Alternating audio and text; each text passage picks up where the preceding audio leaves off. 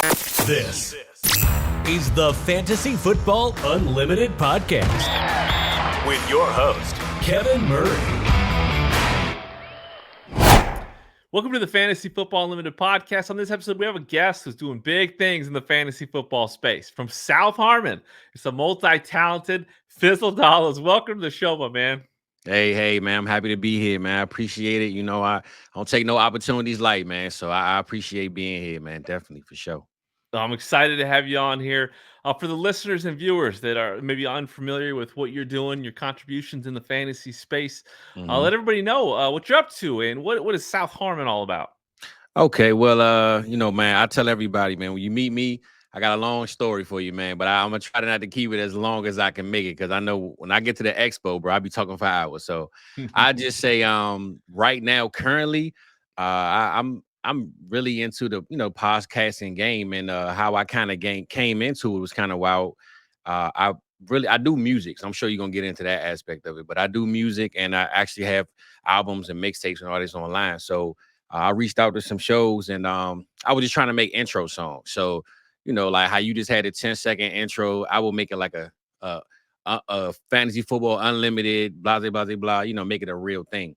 And then at the expo in 2023. I was always a Patreon of South Harmon. Adam and Mike, good guys. I always kicked it with them.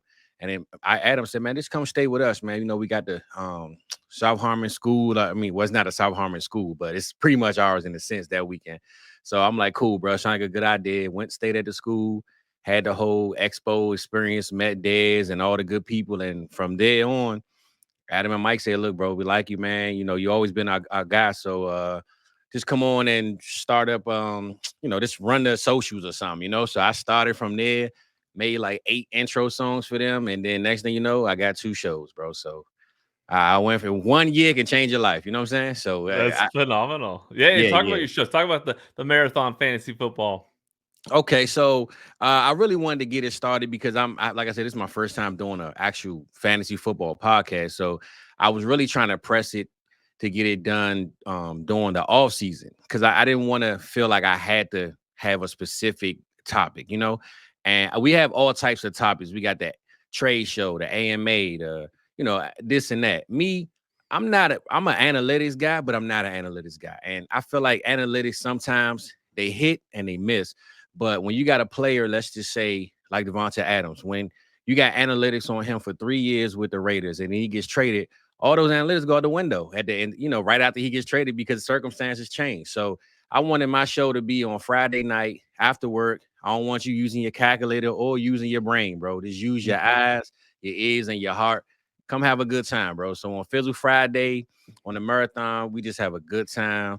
We still keep it football and, football related, but we find fun ways to incorporate little like music things, movie scenes, just incorporate everything into one instead of keeping it just data. You know what I'm saying? So I love it. You have a good time on a Friday. That's what Friday nights are for, right? Don't think too much when you just got off work, brother. You know what I'm saying? Just have a good time. That's it. I love it. Now, from a consumer perspective, like, what are your favorite features, tools, and content that comes out of South Harmon? Well, definitely the Warp tool.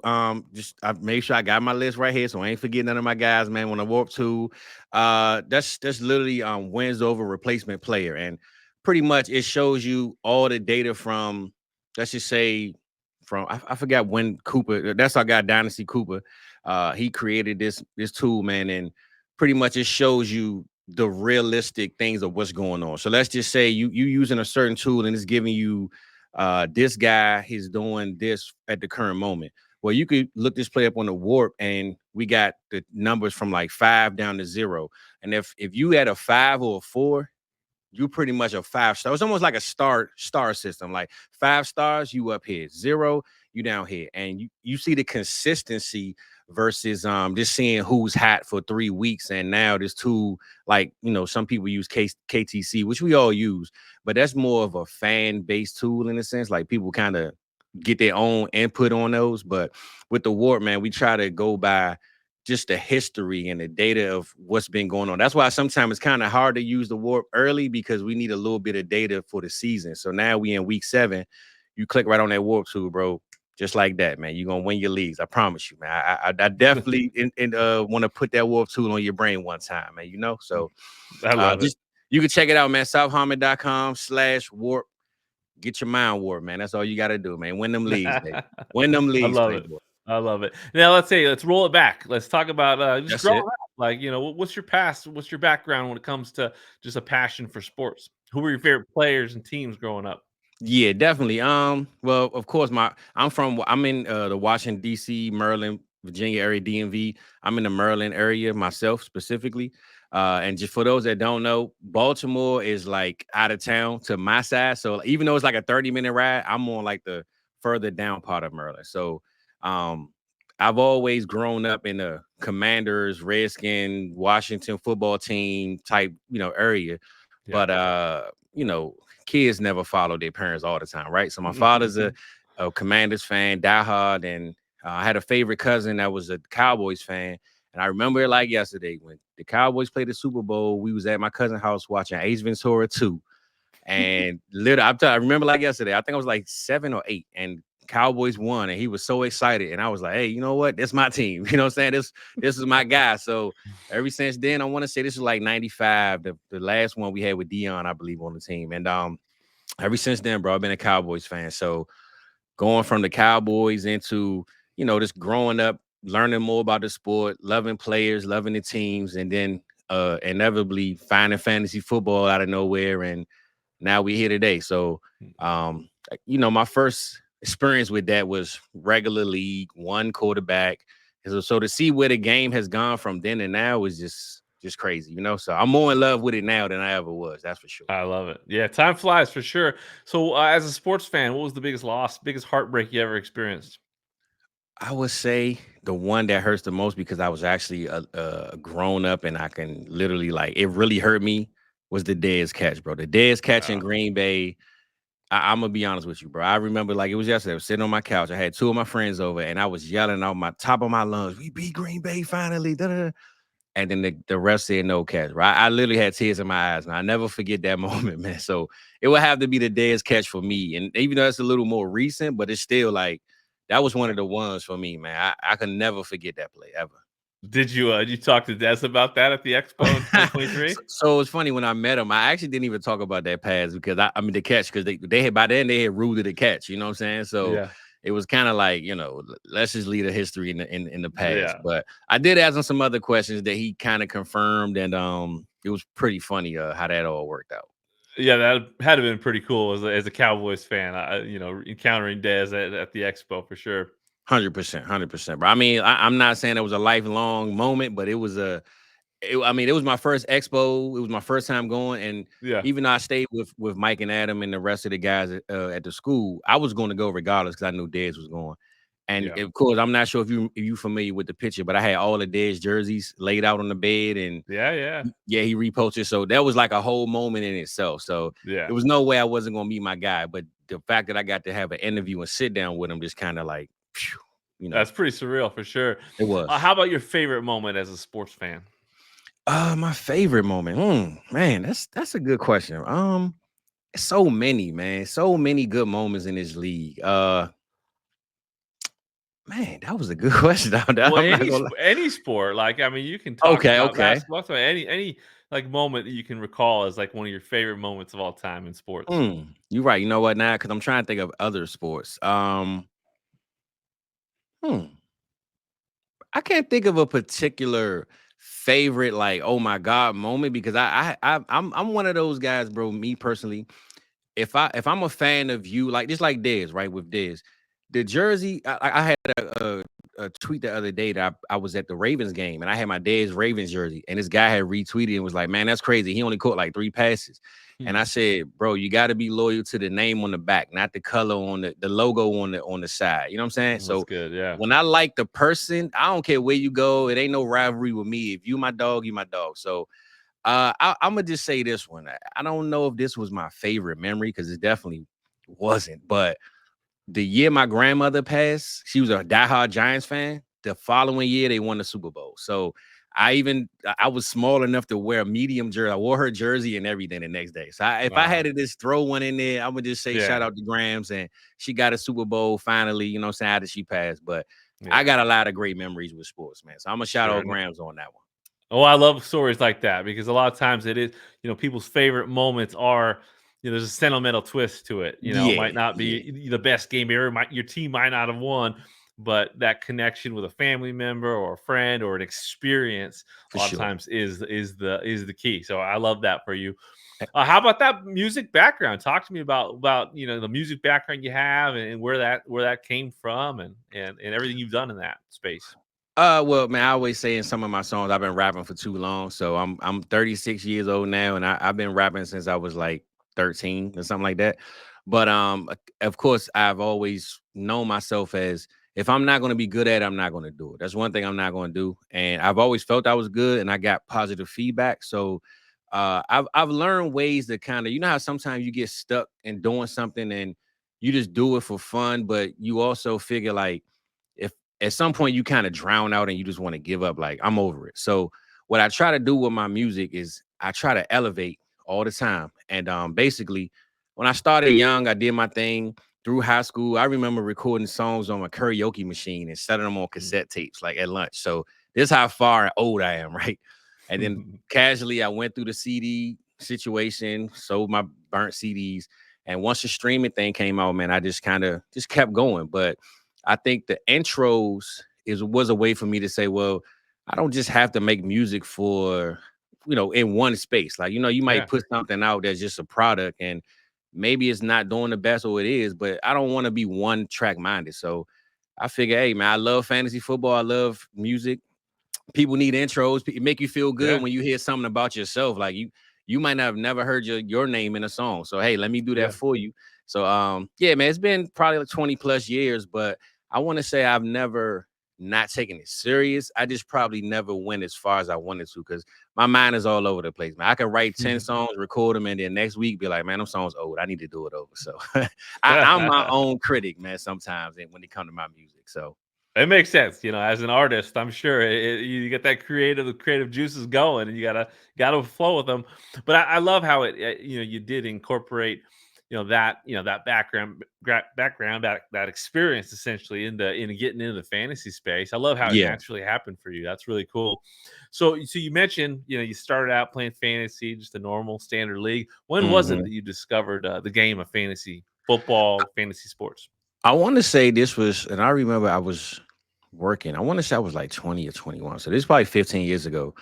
And I can't remember the team because I always had this one player that like broke the free agency for me. You pick that one waiver wire player up and he like, oh man, I can't believe he didn't, won me this league. But I want to say 2008, 2009, it was on ESPN's platform. And I just remember it was just like, first I was like, man, why am I going to do this? Like, I'm not going to keep up with this stupid thing. But week to week, you like, man, hold on, man. This right here is like owning your own team, in a sense. So I started playing it and casually, each year we started adding more stuff, adding an extra flex player. And then we started getting to the PPR and then we got the super flex. So now I'm probably strictly a dynasty guy. Unfortunately, like I don't have any fun in redraft leagues anymore.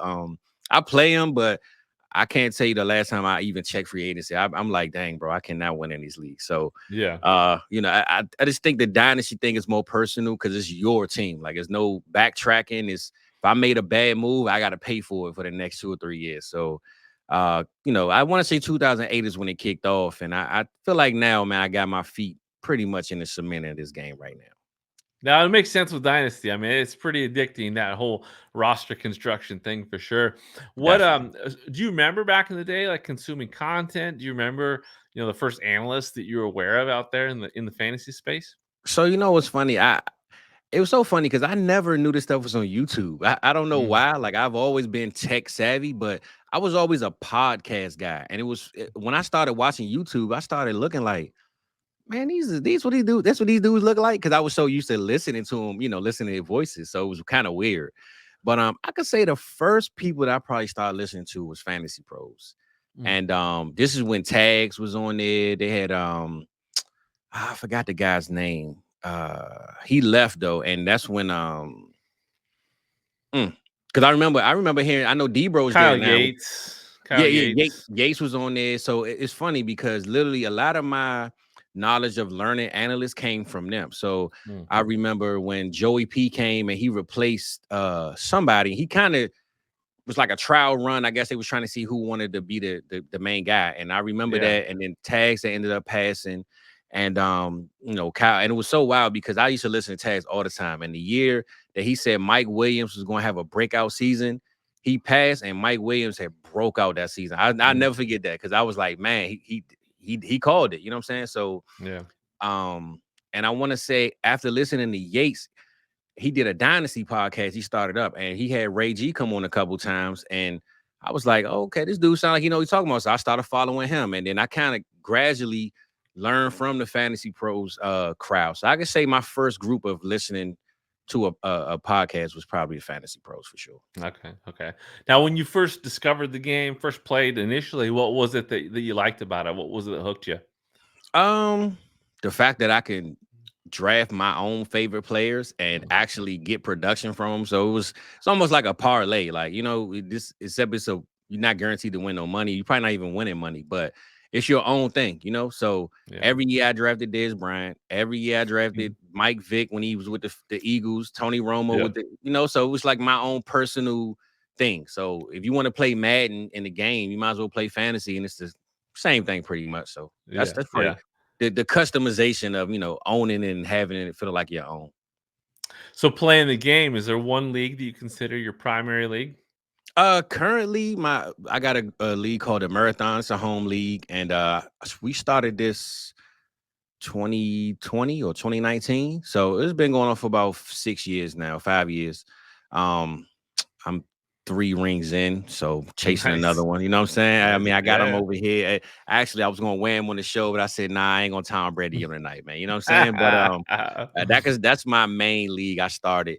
The only bad part about it is being a commissioner, man. I'm not sure how many leagues you commission, but man, that being a commissioner has got to be the toughest job. I start to feel good deals sometimes, man. I'm not on that level, but I'm saying, man, the commissioner job is serious, man. So. It's a serious job. You got to be up for it. There's a lot of things you can do to make your league special by running the show. So I'm glad to hear you're commissioned. But yeah, I mean, anytime you need any support on the commissioner front, just let me know. I'm here for you. Man, I got you. What fun traditions have you had in your leagues over the years? Whether it's like live drafts or just ways you guys stay engaged.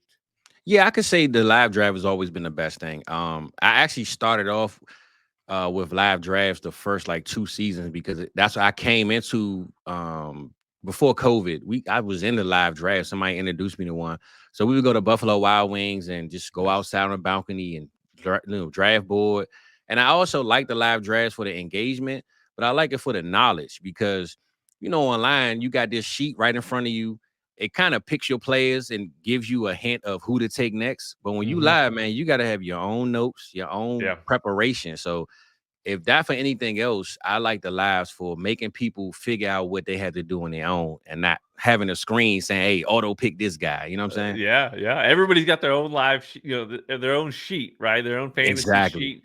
And you can kind of tell where people might be getting those draft boards just based on what they're drafting. If you go into a draft with a few different sheets, you can kind of track. Okay, this guy's dealing with Fantasy Pros. These are ESPN rankings over there. Give you some advantage for sure. But it is true. It does separate people that prepare and don't. Right. Online drafts. A lot of times people do just kind of follow those those set rankings for sure. 100%. Now, who's your biggest rival in a fantasy league? Who's the one person you got to beat when you face him? Well, I wouldn't say my biggest rival, but this is actually my guy. He's my biggest rival because he's one of the smartest ones that I play every year. So I feel like if I beat him, then I've accomplished it. You know what I'm saying? It's my boy, Mr. Voorhees, Sam, man. It's my brother, man. Mr. Voorhees he's one of the patrons with South Harmon is his name that he used, but that's my brother. And I know we literally have a podcast every day. We talk on the phone for 2-3 hours about waiver wires, any moves. I told him, I said, bro, if we had a microphone on our phone, we would just have our own show. Like we talk every single day about fantasy, no matter what. My lady hates it. She thinks Hey, you talk to him more than me. Well, start talking fantasy, and we can talk more. You know what I'm saying? So shout out my boy Big Sam, man. That's my brother right there. I love it. I love it. So settings, formats. I know you said you love Dynasty. Anything else you like when it comes to setting for different or having different settings or formats in football and fantasy football? Number one, super flex is like key for me. Okay. If we played a one quarterback league, unless it's like 18 teams or something like that, I will probably overthink the quarterback position because I'm like, man, I only need one now. I wouldn't even know when to take them, So, Yeah. two quarterbacks for sure, PPR for sure, and tight end premium, man. I know the tight ends are pretty bad, but we got to help the tight ends out, man. Because even when we help them out, they still don't figure out how to catch the pass. So let's help the tight ends out, man, tremendously. You know what I'm saying? So I've grown to the tight end premiums over the last 2 years for sure. All right, all right. Do you have an all-time favorite memory playing fantasy or associated with fantasy football? I actually do, and it's not even a good one, but I could say it was a home league that we ran from ESPN to Yahoo for probably 7 to 8 years, maybe 8 or 9. I went to 6 championships and lost every one. Oh, 5. I lost to everyone, bro. When I mean everyone, this is like I keep talking trash because I know I'm good, but when they hit that championship, this is when we was not playing. You know how nowadays we don't play on week 18 or week Yeah. 17. Back then, we Yeah. was playing the whole season. So Yeah. every time I made the playoffs, Rob Gronkowski sitting out, Le'Veon Bell sitting out. So all the Yeah. players that got me there, I don't have no more. So Oh. I lost like 5 championships in this one home league, bro. That's just one of the worst memories of my time, man. So I'm No, pretty that's it. over I mean, those. yeah, I can see that. No, for sure. Yeah. So what inspired you to just dive into the industry? I know that obviously you mentioned one maybe do some intro songs and the way that you kind of like got involved a little bit. What was the true inspiration behind getting involved in fantasy and in the community? Honestly, I could say Mike and Adam, man, to be honest. Just being around them like at the expo, and they never made it feel like it. Not saying that I didn't believe in myself, because I'm one of the most believable people in when it comes to like believing in your abilities. I always knew I can do it. I just didn't know the route to take and how to really get into it or where to press the button and get it going. Yeah. So they pretty much gave me the landscape and they said, "Hey, bro, do your thing." And them giving me the confidence of, "Hey, we're gonna give you your own show," before I even gave them any kind of practice. You know what I'm saying? So Yeah. that was pretty much it. Just Mike and Adam, man, just saying, "Hey, take the keys to the car, man. Drive off the cliff. Do your thing."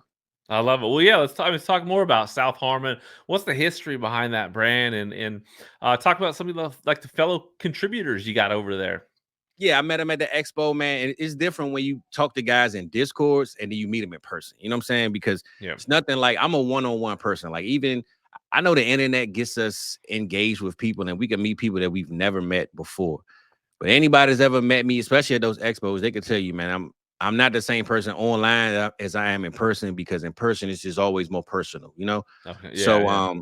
yeah, when I met those guys though, and just meeting the whole community, it just made me feel like I was at home. You know what I'm saying? It was Yeah. no, like, and literally, like I tell them, I say, bro, I'm the only black guy around, man. So it's always a awkward, like, it's not awkward, but it's like, I'm the only guy in the building that doesn't look like nobody else. But I don't ever feel like I'm different from anybody else. You know what I'm saying? And Sure. plus, Sure. they all cool. They all know, we all like this. These my brothers, man. So when it comes to South Harmon, though, bro, I've literally watched Mike and Adam go from like kind of starting off, because last year was the first. I want to say the expo was their first time starting their own content. Yeah, it went from me just meeting them and them saying, "Look, we're gonna do our own thing," and then, "Hey, you want to join the team?" And then once I joined the team, it went from that to, "Hey, we're gonna go on, start getting it rolling." So they started with the Wednesday AMAs, then the Sunday shows, and uh the Warp 2. I mean, the content just kept coming, and I always Yeah. felt like, man, I wish we had more shows, because I think we had like 2 or 3 shows at the moment. And I was like, bro, I feel like we behind the ball, because every time we had something to do, it was like, man, the news already broke 2 days ago. So I Yeah. gotta wait till Wednesday. So I'm glad now we 5 days a week. And then Maddie Kimu and Cody Carpentier, they both linked up with us last year or earlier this year. Eric Vanek got the America's Game. Cooper got the Warp 2. T-Rock does the article. So I feel like now we're a big bunch of a Chex Mix bag. You put your hand in the trick-or-treat box, you get any kind of candy you want. That's us, man. Like, nobody looks alike, sound alike, probably don't even smell alike. But when we come together, bro, I promise you it was a great time, man. I love my vibes over there. And Mike and Adam really put it together, bro. So if I had to give one thing about my team, I would just say, I don't think it's nobody like the team, man. I tell them all the time, right? You know, when you go to work and it feels like work, it never feels like work with these guys, man. So that's why I don't ever want to leave. I never want to turn my mic off, man, when I'm on with them. So, well, I'm glad things are clicking. That's great. Definitely. What's been the most rewarding part of this journey for you? It's kind of easy to say, like, getting my flowers in a sense, but I just want to say this: the community as a whole, bro. Like, I've tell people all the time, like, I've met and seen these people online.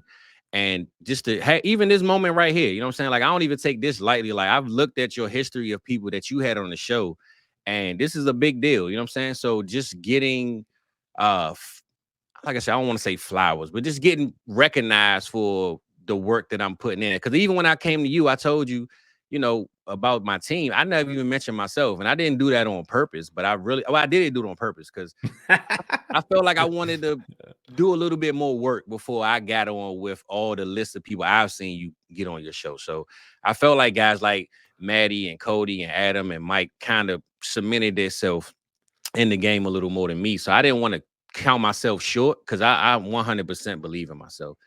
But I just wanted to give other guys a little bit more before I came in. But when you said, nah, what about you?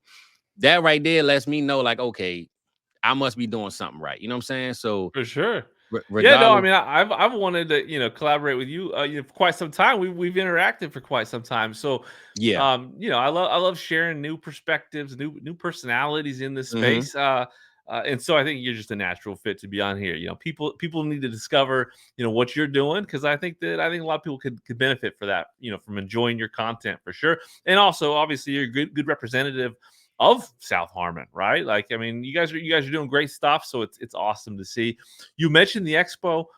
You mentioned a couple times. I mean, talk to me about that expo experience. What was it like to kind of hit the expo for the first time, come back the next year?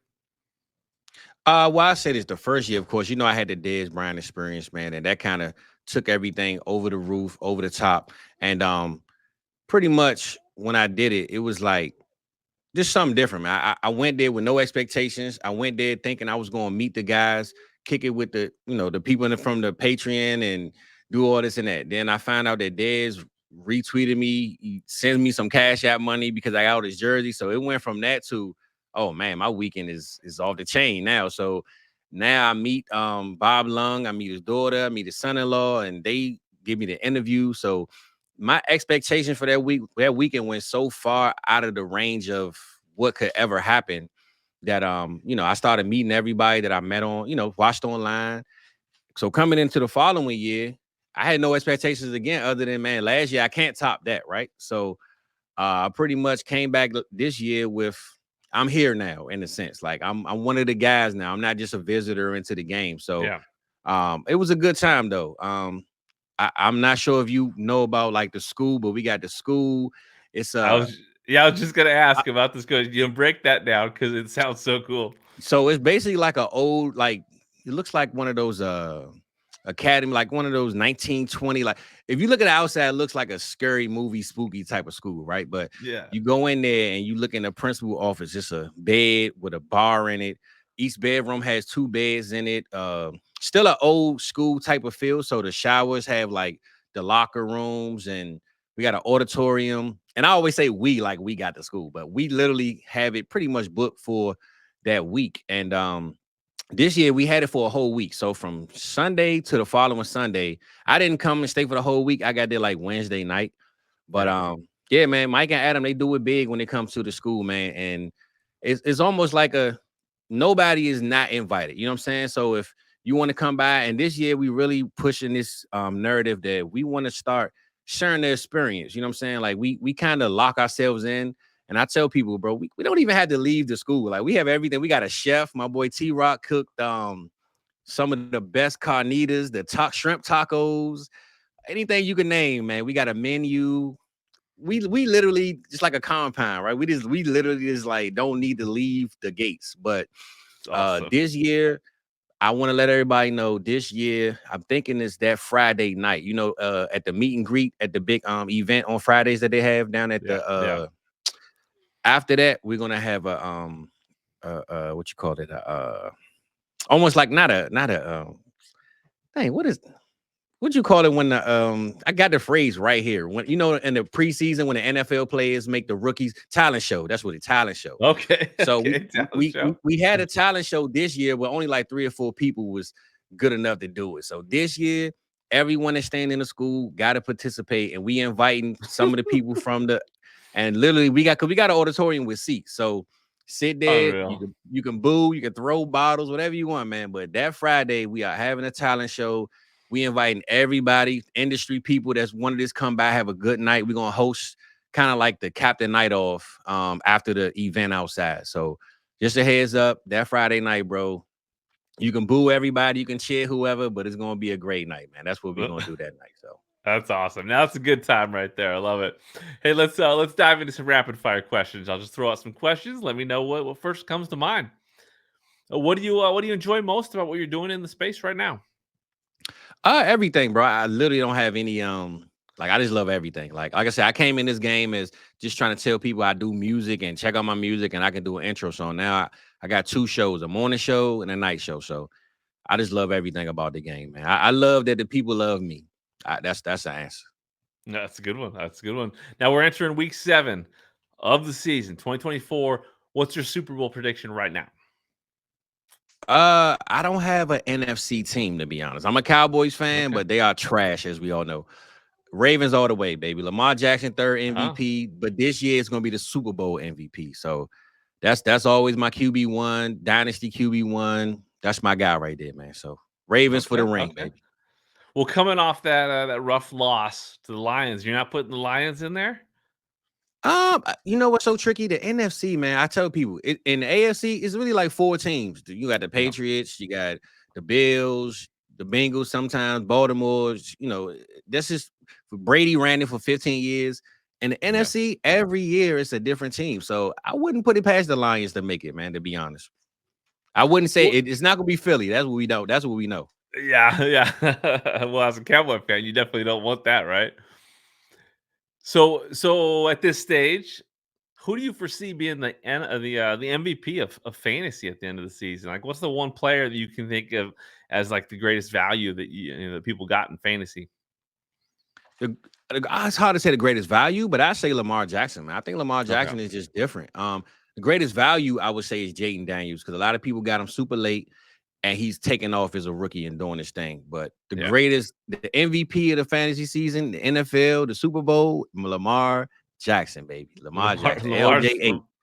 Lamar's your guy, huh? That's my dog right there, man. He don't get his flowers enough, man. I don't know why people think he's just a running back. He's about to change that on people, man. He's pretty special. Can you name a person that you want to watch a football game with just to get their perspective on the game? I would have to say my boy Mike, man. Mike is a wild boy, man. Mike over there, South Harmon, man. Mike McNutty, that's my dog right there. Funniest guy on the planet. And actually on Thursday nights, we in our Discord, we do a VC chat for all the top tier members, and we just watch Thursday night together. Half the time we don't even talk football, we just be in there talking about anything. But every Thursday night on Thursday games, we be in the VC chat, man, talking to the people. So I had to say Mike, man. Mike gonna have me rolling and laughing all night. That's good. Now, how about your favorite hobbies and activities outside of sports? Obviously, there's a musical touch, but anything else out there? Yeah. Honestly, it's music and sports, bro. That's it. I mean, no. I say this, right? You know how people sometimes don't have a thing, like they just go along with whatever's going on. Like, hey, you invite me to something, and I'm like, I try it out. I'll do it, but I'm not really a tryer outer, and that might be my downfall sometimes. But when it comes to music and sports, nothing else in the world can stop me from enjoying that. You know what I'm saying? So if you leave me on the island with my music and my sports, bro, I'm good for the rest of my life. So I would have to say those my go-tos that please me for the rest of my life. I'm good, man. And being a dad, I'm over here fussing at them now, man. They're driving me crazy while I asked for an hour, but being a dad and doing this good old music and sports is my thing, man. So who are your favorite musicians, artists, bands of all time? Well, Tupac was definitely my guy, man. My pops had me ride and listen to him probably when I shouldn't have been when I was 2 and 3 years old, but Pac was my man for sure. And the older era, because nowadays, I'm gonna be honest, it's like J. Cole and just not many people I really listen to regularly. Rap has just gotten so out of control. I don't even know what's going on. Like, and I'm a music guy, so I would say on the rap side, it would definitely be like Tupac and Lil Wayne and a lot of the South guys, Gucci Mane, Project Pat. I don't know if you know about Project Pat, Kevin, but you got to know about that Project Pat, man. Project Pat, 3 6 Mafia, those guys. But I mean, my mother, man, my mom's know Michael Jackson. When I could barely walk, man. I was moonwalking on the table. My mom's always told me. So they had a Michael Jackson play recently here, and I was gonna go with her, but she left me. So MJ is always one of the greatest, man. So I would say the older music has always been my thing, man. I just new stuff. I don't know. If it come out, it come out. If it don't, I listen to my own music when it's new, I love it. I love it. For sure. How about an all-time favorite TV show? TV show. Are we talking sitcom or like we can go both directions. Yeah. I mean, sitcom or or an hour-long show, series. Okay. Because if it's sitcom, I would say the Martin Show, man. The Martin Show to me was a household staple. I remember VHS tapes. My father was recording it when we was out because he couldn't watch it on demand. Yeah. So it would really be Martin. And I would say like TV show, The Wire, man. The Wire, man. That's my favorite show. I can give you line for line. If you ever need to find an episode, call me. I got you, bro. I watch it. I got like a yearly thing. I watch it one time a year, every year. So for however long, I've been watching it, man. So I got to go through it before the season ends. I got to watch it again, man. So every year. How about an all-time favorite movie? Movies, man. Movies. The movies are so tough because there's so many genres of movies, and it's on the, it's all on how you feel and what's going on that day. Because you go comedy, you go like Step Brothers, you can go like drama. Man, movies are always so tough to me, man, because I love like certain movies at certain times, but there are movies that I can watch at any time, no matter if it's in the middle, the end, it's like 10 minutes left, and I'm like, hey, I'm watching it. I don't care, So I do this since we on a podcast for fantasy. I do sports movie. My all-time favorite sports movie, me and Mike is always saying this, The Program, man. The Program, that's my movie right there, man. Me and Mike always talking about The Program. Next year, we going to get them Program jerseys out at the Expo, man. So The Program is probably my favorite sports movie for sure. That's a good one. Favorite vacation you ever been on? That's a good one too, man. You got a lot of good questions here, Kev, man. I ain't gonna lie, man.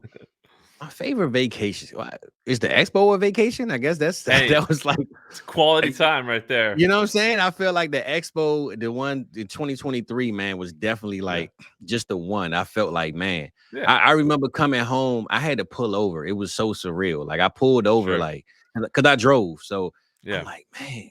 And I just remember my Twitter. I had posted my pictures. My Twitter was just ping, ping, ping, ping, ping. Like I got home at I want to say 9 o'clock, and I stayed up to like 3 a.m. because my phone just kept pinging all night, kept retweeting. So other than like a family trip, I would say my favorite personal trip, other than going to Dallas for my birthdays all those years, it would have to be the Expo, man. The Expo was the one for me.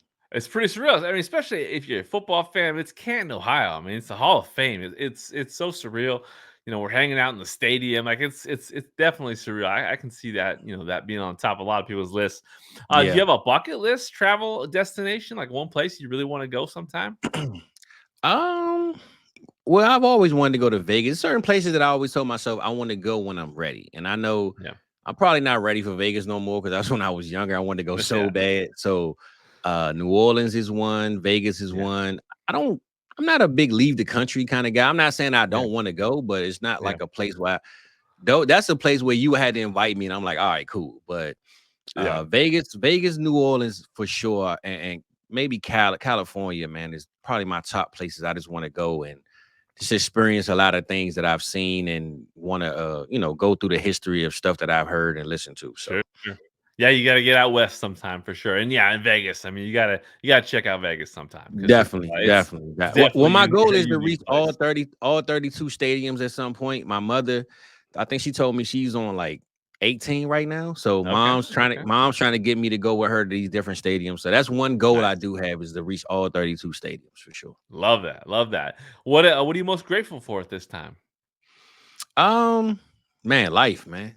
Life, like I wake up sometime, I have my days, and we all got our days. And I always push just believing in yourself, but also enjoying what you love to do. Like a lot of people don't know what they want to do. That's why they can't enjoy nothing. They just scroll on their timeline, or they go with whatever somebody suggests for them. Me, I'm a real self-motivated person. Like I've always just told myself that this what you're gonna do. Like, and honestly, I've always been there with my music. Like I can care less if anybody even listen at this point, because I'm doing it for me. Like I tell people that my music to me is a documentary.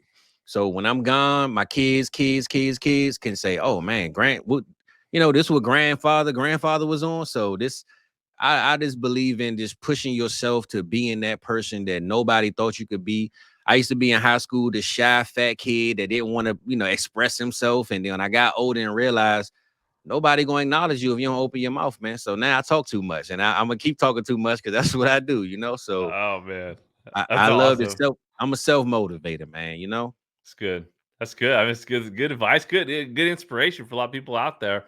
Now, can Yeah. you name? Obviously, you've named several people that have inspired you along the way. But anyone else Mhm. out there that just had a big impact on you during your time in the fantasy space? It's a lot of people, man. And like I said, when I actually speak to these guys, and it's like I went from listening to them, watching them, to now like they follow me. I reach out to them, they reach back. I got a whole list of guys, man, but to keep a short list, I would definitely say my guy Ray G, man. When I really found him, like I said, he kind of put me on. And shout out to him, because I wouldn't have met Mike and Adam without him. So he definitely was the plug to the plug. So shout out to him, man. I looked at him when I guess I heard him on Kyle Yates show in Dynasty, and I'm like, man, this a brother, man.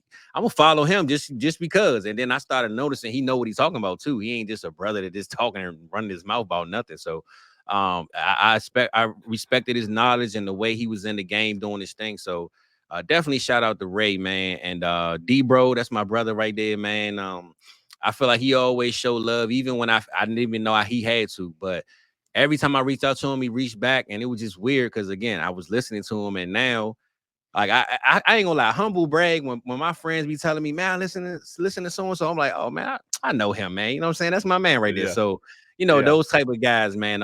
Pat from Fantasy Pros, I always chop it up with him.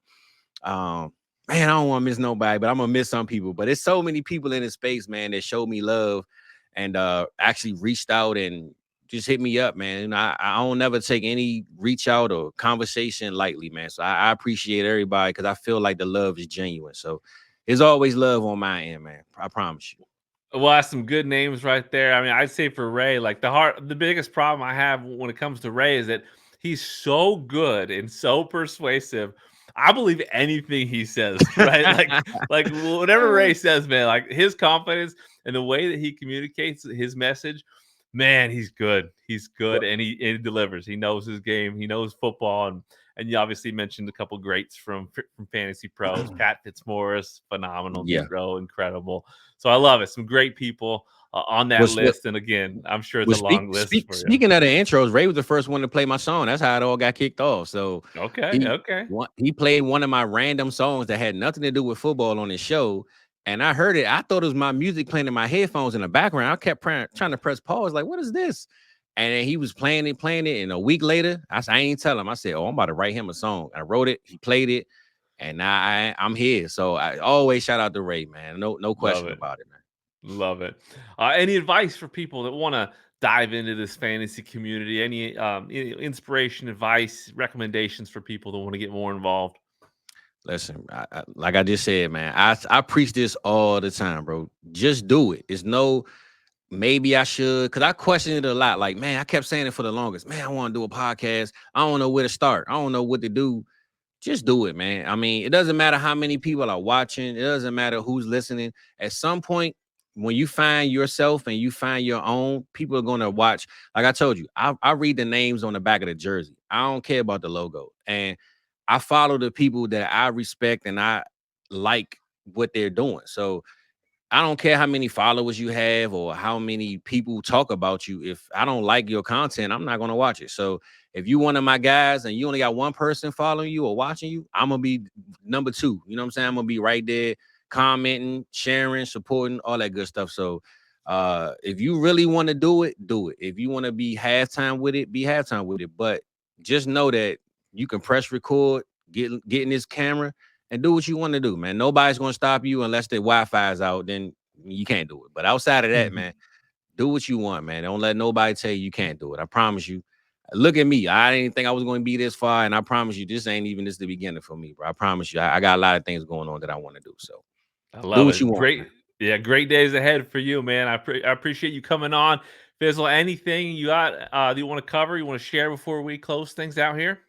Nah, man. Other than like I said, South Harmon, man. You know, I love my group, man. I love my guys. They really put me into the game and showed me a lot of the ins and outs behind the scenes. The community, I love my community, man. Like I said, I've noticed, right? I'm not sure how things are on your side, kid, but I know in music, especially in my area, I tell people all the time, I've been rapping for so long that you know how you watch somebody or listen to somebody for so long that when they put out something new, you like, oh, you know, it's cool. That's them doing what they usually do. But this community kind of gave me more life because the people that I grew up with been so used to hearing me that it doesn't really faze them when I put out something. But my community, South Harmon, I could put out a 5-second song and they all inboxing me. Oh, bro, I love this. I love this. So they keep me going and keep me wanting to keep doing what I'm doing. So I'm always shout out, man, my guys, South Harmon, man. Like I said, Maddie, Cody, Mike, Adam, Cooper, DB, Dynasty Berry, T-Rock, Eric Vanek, everybody, man. I got a lot of names, man. But all my guys, man, I love those guys to death. I love my community, man. And I just love who I am. I love being here. And I appreciate you, Kev, for putting your boy on, man, for sure. For sure, man. I'm thrilled for you. Again, exciting times ahead. Can you let the viewers and listeners know where to find you? Yeah, so you can find me online at Fizzle Dollas, FIZZLEDOLLAS, and that's on all social platforms. And you can look up my music on all streaming platforms, Spotify, Apple, at Fizzle Dollas, but DOLLA $. You know, the socials won't let me put that $sign at the end, man. You know, too much money, I guess. I don't know, man. But you got to put the $sign on the music streams and the S on the good old social. So love it. Well, thanks again for coming on here. Can't wait to see what's next for you in 2024, my man. That's it. AK, before we get out of here, though, I got this thing, man. I don't know if you watch my content, but I got to get a out of you one time, man. That's my punch. That's my ad lib. Let me get one from you, Kev. There we go, baby. Hey, we in the building, baby. I'm glad that's all I needed right there, Kev. That's it. There we go. For sure. All right, buddy.